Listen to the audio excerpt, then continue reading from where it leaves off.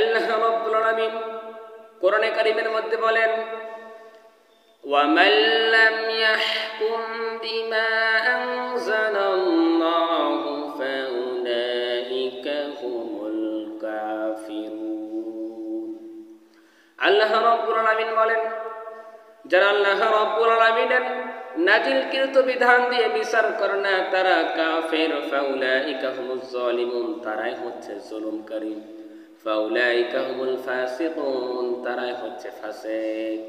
তাহলে এখান থেকে আমরা কি বুঝলাম? আল্লাহ কি বলতেছেন?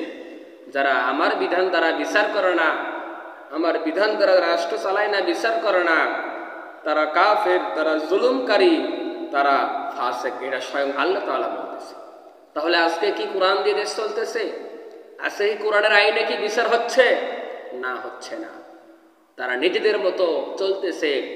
তারা এরকম শয়তানি আইন প্রতিষ্ঠার লক্ষ্যে তারা সংগ্রাম করতেছে। তারা বাপদাদার তন্ত্র মন্ত্র দ্বারা তার দেশটা পরিচালনা করার চেষ্টা করতেছে। এই কারণেই আজকে আল্লাহর